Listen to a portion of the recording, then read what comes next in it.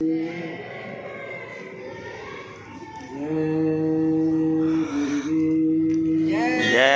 गुरुदेव। जय गुरुदेव। जय गुरुदेव। नाम किसका? प्रभु का। प्रभु का पावन नाम। जय गुरुदेव। प्रभु का सच्चा नाम। जय गुरुदेव। कलयुग का जागृत नाम। जय गुरुदेव। समय का चेतन नाम। जय गुरुदेव। प्रेम से बोलिए जय गुरुदेव। बाबा जी का कहना है शाकाहारी रहना है। तन मन करता कौन खराब। अंडा मछली मांस शराब। क्या खाने से होगी भलाई। रोटी सब्जी दूध मलाई। हिंदू मुस्लिम सिख ईसाई शाकाहारी हो जाओ भाई। बाबा जी की अर्जी है आगे आपकी मर्जी।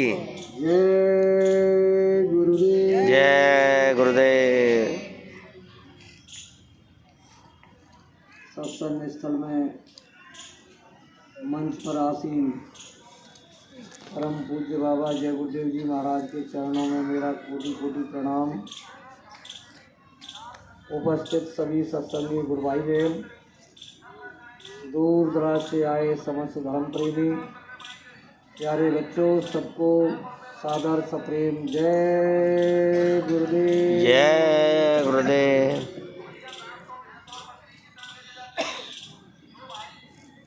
हम सौभाग्य है जब जन्मान जन्मों के शुभ कर्म इकट्ठे हो जाते हैं, तब उस प्रभु की आवाज़ इस भौतिक जगत के इस देश में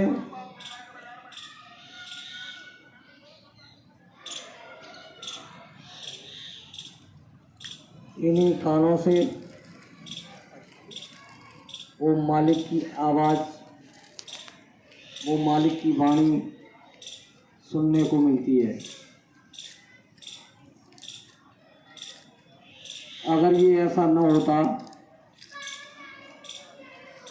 तो महापुरुष इस बात को नहीं लिखते।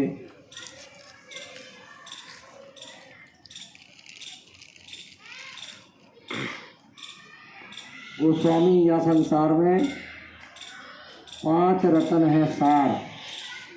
साधु संग, सतगुरु शरण, दया दीन उपकार, सुत दारा और लक्ष्मी, पापियों घर हुए संत समागम, हरि कथा, गोस्वामी दुर्लभ दो। ये दोनों चीज़ बड़ी कठिन है। जब जन्मान जन्मों के शुभकर में इकट्ठे होते हैं, तब भगवान की चर्चा, उस प्रभु का संदेश सुनने को प्राप्त होता है। और ऐसे अवसर को गंवाना नहीं चाहिए, उसका सही सदुपयोग करना चाहिए। बाबा जय गुरुदेव जी महाराज, जिनका आश्रम मथुरा में है, आगरा दिल्ली बाईपास पर बना हुआ है, 10 जुलाई 1952 से बाबा जय गुरुदेव जी महाराज ने बनारस से 2 आदमियों को भगवान के भजन करने का रास्ता बताया और वहाँ से उसकी शुरुआत की। धीरे धीरे करके भारत देश के सभी प्रांतों जिलों में घूम घूम कर बाबा जय गुरुदेव जी महाराज ने ये धर्म का प्रचार प्रसार किया। जितने भी संत महात्मा महापुरुष बाबा जय गुरुदेव जी महाराज से पहले आए, सबने भगवान से मिलने का जो रास्ता होता है, उसको एक कुटिया में, एक बरामदे में, एक झोंपड़ी में, एक कमरे में बिठालकर बाहर का कोई व्यक्ति इसे ना सुन सके, इस तरीके से उनको बताया कि ये गुप्त वेद है, इसे बताने का अधिकार केवल महापुरुषों को होता है। गोस्वामी जी महाराज भी रामचरितमानस में इशारा करते हैं कि और एक गुप्त मत तुम्हें कहाँ कर जोर, और शंकर भजन बिना नर भक्तिन पावई मोर। मेरी भक्ति को प्राप्त करने के लिए संतों के द्वारा गुप्त रहस्य को बताया जाता है, उसको पहले सुनो समझो, फिर उसको अनुभव में लाओ। जब किसी के अनुभव में ये चीज़ उतर जाती है तब उसे बताने का वो अधिकार गुरु से प्राप्त होता है। बिना गुरु के कोई भी तिल भर भी परमार्थ नहीं जान सकता। बाबा जय गुरुदेव जी महाराज ने कहा कि मेरे पास आने वाला बच्चा पहले अपना खेती, दुकान, दफ्तर, मजदूरी, नौकरी ईमानदारी मेहनत से करो। अगर घर का कामकाज नहीं करोगे तो फिर घर की व्यवस्था खराब हो जाएगी, और घर की व्यवस्था खराब हो जाएगी तो फिर तुम भजन नहीं कर सकते। इसलिए पहले घर का काम और फिर उसके बाद शाम को जब घर लौटो काम से, धंधे से, तो माँ बाप की सेवा और आए गए का यथाशक्ति सत्कार। फिर सोने के समय में से समय निकाल करके अपनी आत्मा के कल्याण के लिए, मुक्ति और मोक्ष के लिए भजन करना चाहिए। ये हुआ खुद के लिए। जब ये चीज़ खुद की समझ में आ जाए तब बाबा जी ने कहा कि फिर तुम्हें ये रास्ता जो सच्चा मिला हुआ है, इस रास्ते को अन्य दूसरे लोगों को भी बताना चाहिए। वो भी तुम्हारे अपने हैं। किस रिश्ते से? महात्माओं की दृष्टि से, और वो रिश्ता है आत्मा और परमात्मा का। सभी मानव मंदिर इस तन को पा चुके हैं। सबके अंदर वो चेतन जीवात्मा इस मनुष्य शरीर में बैठी हुई है, और ये परमात्मा की अंश है।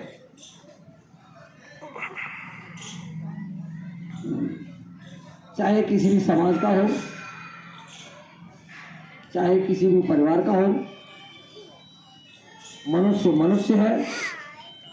इस रिश्ते से उस परमात्मा ने हमारे आपके अंदर जो जीवात्मा दोनों आंखों के मध्य भाग में बिठा रखी है, वही इन भैया के अंदर भी है, उन दादा के अंदर भी है, और उस बच्ची के अंदर भी है। तो महापुरुष समझाते हैं कि उस परमात्मा के बनाए हुए रिश्ते से ये भी तुम्हारे अपने हैं। तो तुमने ये चीज़ समझ ली है तो इनको भी समझाने की कोशिश कीजिए। इसके लिए सप्ताह में 7 दिन होते हैं। 6 दिन घर का काम करो और 1 दिन पर इसमें परस्वार्थ में समय निकाल करके दूसरों के हित के लिए भी काम करना चाहिए। इसके लिए आपको घर बार छोड़ने की जरूरत नहीं है, बाल बच्चों से अलग होने की जरूरत नहीं है, लंगोटी लगाने की जरूरत नहीं है, जंगल जाने की जरूरत नहीं है। घर ही में रहो, बाल बच्चों के साथ रहो। नहाने धोने का बंधन नहीं, खाने पीने का बंधन नहीं, पहनने ओढ़ने का बंधन नहीं। अगर बंधन है तो केवल शुद्ध शाकाहारी रहने का। अंडे, मछली, मांस, शराब का सेवन भूल के भी नहीं खाएं। आपको पता नहीं,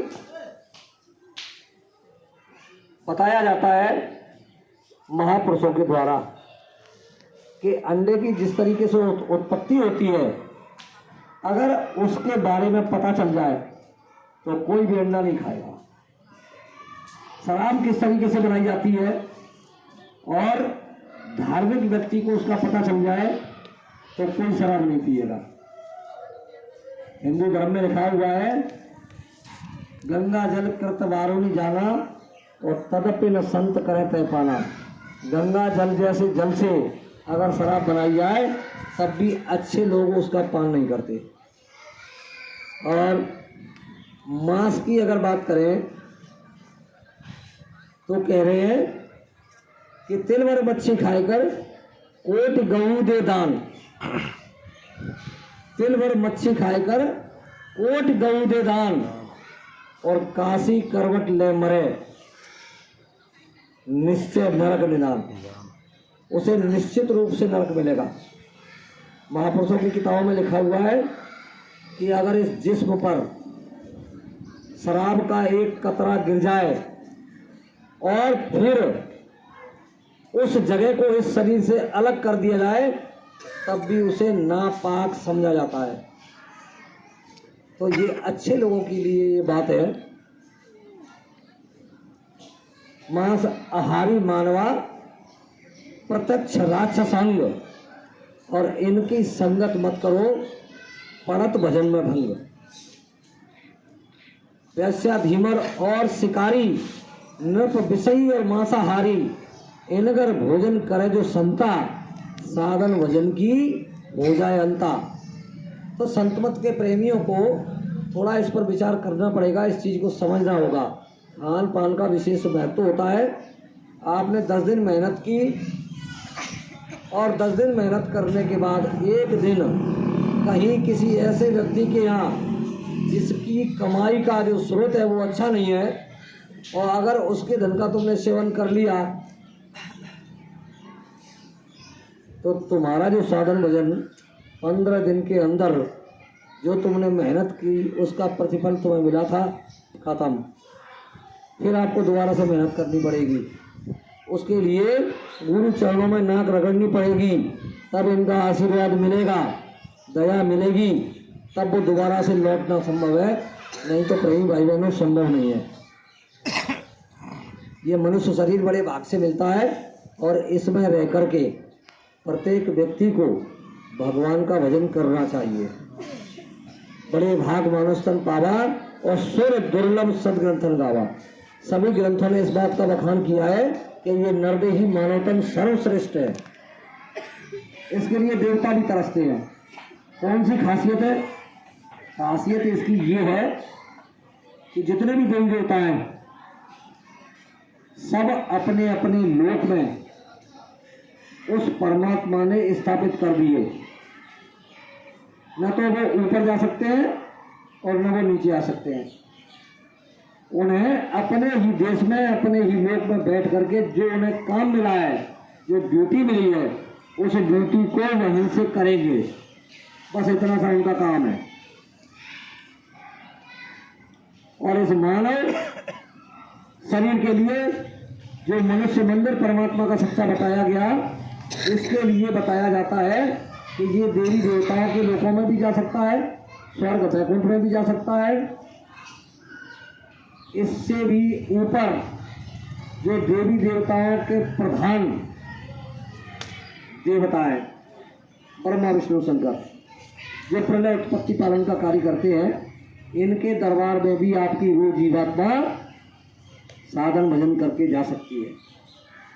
फिर इस त्रैलोकी का स्वामी है, जिसे ईश्वर और भगवान कहते हैं, उसका भी दर्शन दीदार कर सकती है गुरु के बताए रास्ते पर चलने से। और ऊपर की बात मैं नहीं करूँगा, क्योंकि जो नए प्रेमी बैठे हुए हैं उनकी समझ में नहीं आएगा। फिर इसके लिए सत्संग की आवश्यकता होती है।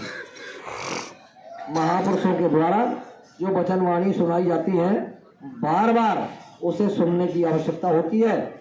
जब रोज रोज सत्संग को सुना जाता है, तब कुछ उनकी समझ में आता है। ये जो पुराने प्रेमी बैठे हुए हैं, इनकी भी समझ में इतनी जल्दी नहीं आ गया था। इन्होंने खूब बाबा जी के पास जा करके अपना समय खर्च किया है, सालों इनको लग गई हैं, तब इनकी समझ में आया है कि वास्तव में ये आत्म कल्याण का मार्ग है, मुक्ति और मोक्ष का मार्ग है। बाबा जी कहते थे कि जय गुरुदेव नाम की पहले परीक्षा करो, और जब ये नाम परीक्षा में आपको अपना परिचय दे दे, तब आप इसको सहारा बना लेना। तो प्रेमी भाई बहनों, समय बड़ा खराब है, और इस खराब समय के रहते हुए आदमी कहीं भी किसी भी क्षेत्र में भटक सकता है।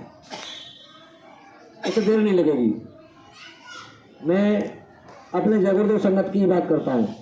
कुछ समय पहले अम्बा के अंदर एक साधु आया था, और उस साधु ने एक हैंडपंप में अपना झूठा पानी डाल दिया और कहा कि इसको जो कोई पिएगा उसकी हारी बीमारी, परेशानी, तकलीफ सब दूर होगी।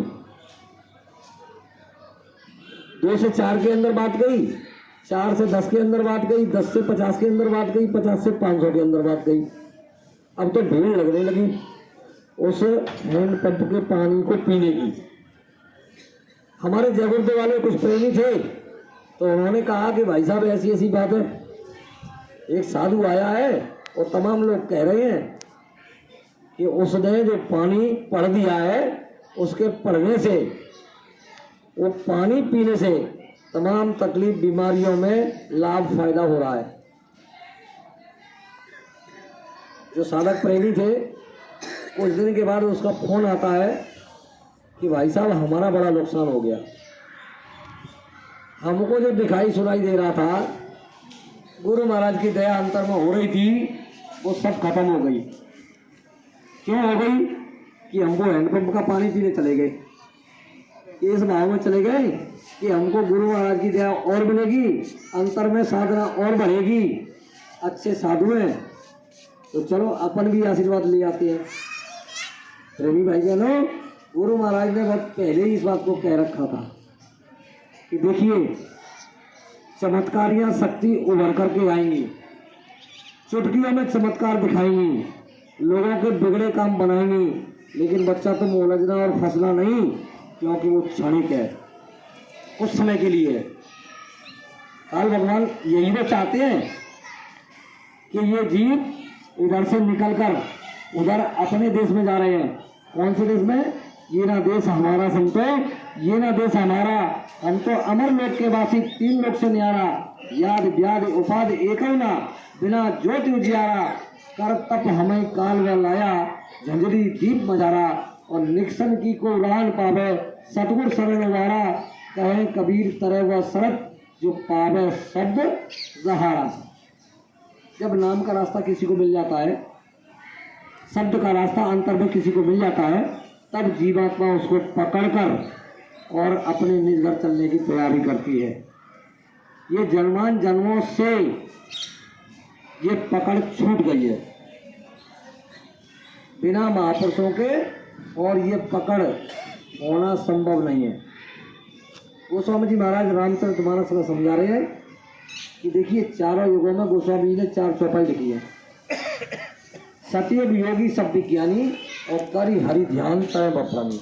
सतयुग में सब योगी विज्ञानी थे, रास्ता खुला हुआ था, किसी तरह का कोई बंधन नहीं था किसी के ऊपर भी।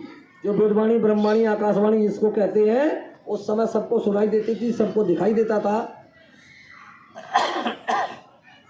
ऐसा महापुरुषों ने बताया। धीरे धीरे करके जब सतयुग का समय पूरा होता है तो महापुरुषों के द्वारा इसी भूमंडल पर एक प्रचार होता है। वो कौन सा प्रचार था? कि आगे समय आ रहा है, उसका निश्चित समय है, और निश्चित समय में तुम ये प्रचार कर दो कि कर्म का विधान लागू होने जा रहा है, जो जैसा करेगा वैसा उसको फल भोगना पड़ेगा। वो चौपाई क्या कहती है? कर्म प्रधान विश्व रच राखा, और जो जस करे सो तस पंचागा। कितने समय तक उसका प्रचार हुआ? 10,000 वर्ष तक। क्योंकि सतयुग के समय में इसी आदमी की उम्र 1 लाख वर्ष की हुआ करती थी। त्रेता के समय में इसी आदमी की उम्र 10,000 वर्ष की हुआ करती थी। द्वापर के समय में इसी आदमी की उम्र 1,000 वर्ष की हुआ करती थी, और इस कलयुग में इसी आदमी की उम्र केवल 100 वर्ष की है, और 100 वर्ष बिरले ही पार कर पाते हैं। उधर सतयुग की चौपाई कह रही है कि कलयुग सतयुग योगी सब विज्ञानी और कार्य हरि ध्यान तरह प्राणी। प्रेमी भाई बहनों, सतयुग के समय में जीवात्मा के आंख कान नाक पर किसी भी तरह का कोई आवरण नहीं था, कोई पर्दा नहीं था, उस कारण दिखाई भी देता था, सुनाई भी देता था। और जैसे ही कर्म का विधान लागू हो गया तो बस फिर धीरे धीरे करके जीवात्मा के आंख कान नाक पर पर्दे पड़ने लगे, गंदगी के आवरण जमने लगे, और उसके कारण दिखाई भी नहीं दे रहा, सुनाई भी नहीं दे रहा। बात दूसरे समय की आ जाती है। त्रेता युग लगता है, त्रेता युग की एक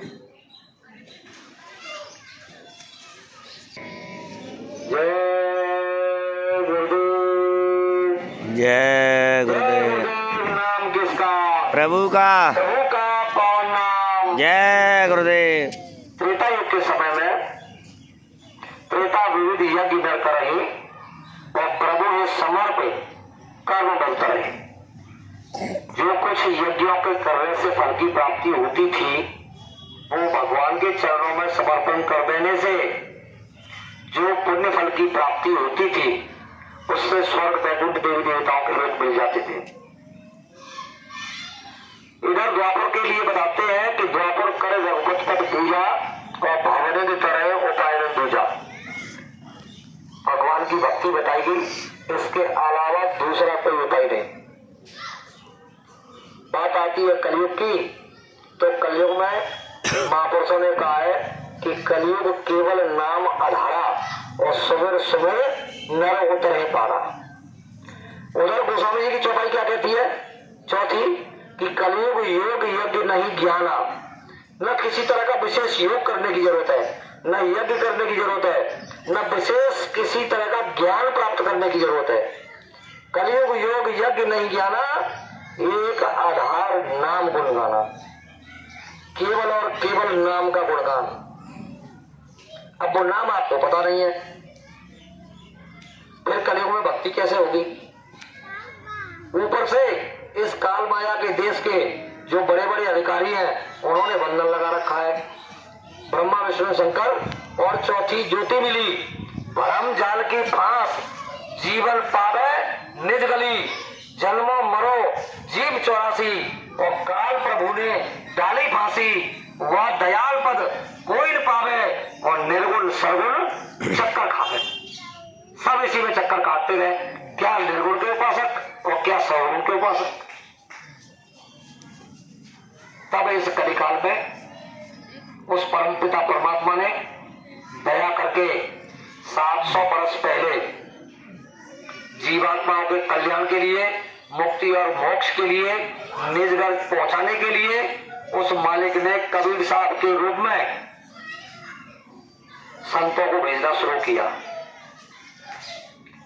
जब उन्होंने ये आवाज उठाई कि निज घर चलने का ये बेर मत के किसी भी रास्ते से तुम अपने घर नहीं पहुंच सकते, ये फसाव है, इसमें फंस जाओगे। बताया गया है कि चारों वेदों में 1 लाख श्लोक, 80,000 श्लोक कर्म कांड के, 16,000 उपासना कांड के और केवल 4,000 ज्ञान कांड के। इस तरीके से 1 लाख श्लोक है चारों वेदों में। अब अगर वेदों की नीति को समझा जाए तो पहले तो कर्मकांड में फंसे रहो, फिर किसी की समझ में थोड़ा सा आया तो उसने सोचा कि चलो तरह तरह की उपासना करके और भगवान के दरबार जाया जा सकता है।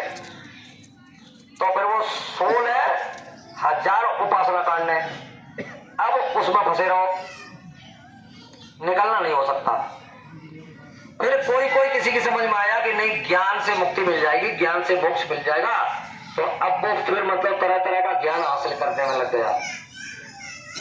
इन सबसे अलग करके सबकी नीति रीति को समझा बुझाकर तब इस कलिकाल में कबीर साहब ने सबसे पहले इस नाम भेद की नीति को बोला, जिसको संत मत में सुरत शब्द योग मार्ग कहते हैं।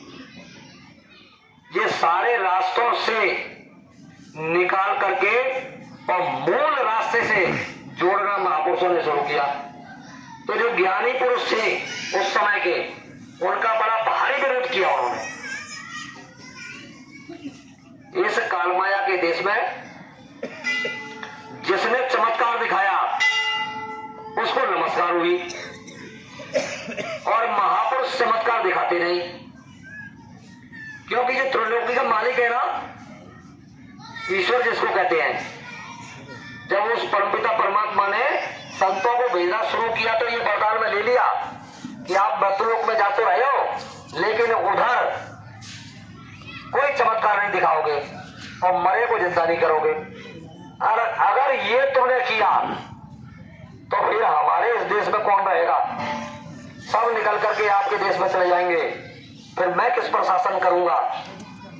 तो ये ईश्वर की ही देन है, इन जीवों को इधर फंसाने की और निकालने की मौज केवल महापुरुषों की है। उस परमपिता परमात्मा ने अपने में से, स्वयं में से बूंद रूप शक्ति को संत रूप में उतार कर जीवों के उद्धार हेतु सुरत शब्द योग मार्ग नाम योग की साधना इधर जारी की। और इधर ये चमत्कारी शक्तियों का क्या काम है? चारों युगों में 10 चमत्कारी शक्ति इधर आती है मृत्युलोक में। सतयुग में 4 कच्छ मच्छ बराह नरसिंह। इन्होंने जो चमत्कार दिखाए उस चमत्कार के कारण इनकी पूजा हुई। त्रेता में राम बामन परशुराम 3 चमत्कार दिखाए, इनकी पूजा हुई। द्वापर में एक कृष्ण चमत्कार दिखाया, पूजा हुई। कलयुग में 2। कलयुग के 2 चरण होते हैं। प्रथम चरण में बौद्ध अवतार जो हो चुका है और द्वितीय चरण में कल्कि अवतार जो काफी समय के बाद होगा। इन दोनों के बीच में 1000 वर्ष के लिए सतयुग है। उस सतयुग का प्रचार प्रसार हमारे गुरु महाराज जो आपके सामने मंच पर विराजमान है, इन्होंने वो सतयुग का प्रचार किया। ये सतयुग का ढिंढोरा इन्होंने पीटा कि कलयुग जाएगा और सतयुग आएगा, कलयुग में कलयुग जाएगा और कलयुग में सतयुग आएगा, कलयुग जाएगा और सतयुग जरूर आएगा। इस सतयुग को लाने के लिए बाबा जय गुरुदेव जी महाराज ने बड़े बड़े 3 यज्ञ किए इस भारत भूमि पर। चौथे यज्ञ की बात वो बराबर करते रहे कि समय आने पर मैं चौथा यज्ञ करूंगा। जब चौथा यज्ञ होगा तो 10 महीने पहले से उसका प्रचार प्रसार होगा। उसमें 72 घंटे पहले मैं ये बताऊंगा कि सतयुग कैसे आएगा। और उस कार्यक्रम में कितने प्रेमी इकट्ठे होंगे? 10 करोड़। बाबा जय गुरुदेव जी महाराज ने कहा है कि वो कार्यक्रम होगा जिसका प्रसार 10 महीने पहले से होगा, चौथी सतयुग की यज्ञ करने का। तो प्रेमी भाई बहनों, उपस्थिति उसमें 10 करोड़ की। मैं आप लोगों से पूछना चाहता हूं जो पुराने प्रेमी हैं, अगर इनको पता चल जाए कि बाबा जय गुरुदेव जी महाराज चौथी यज्ञ करने जा रहे हैं, तो मेरा मानना ये है कि इनमें से कोई नहीं रुकेगा।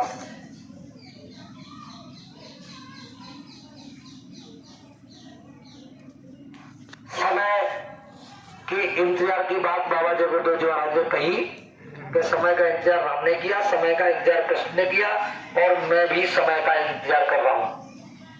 बाबा जय गुरुदेव जी महाराज भी उसी समय का इंतजार कर रहे हैं। और हम लोगों के बीच में उन्होंने मंच से ये कहा कि बच्चों, पूरब में उगने वाला सूरज पश्चिम में उगने लगे तो ये हो सकता है, लेकिन इस मंच से जो कुछ भी मैं कहूंगा वो इधर का उधर नहीं होगा। तुम अपने पर और अपने गुरु पर पूरा भरोसा रखना। एक ही बात उनकी कटने वाली नहीं है।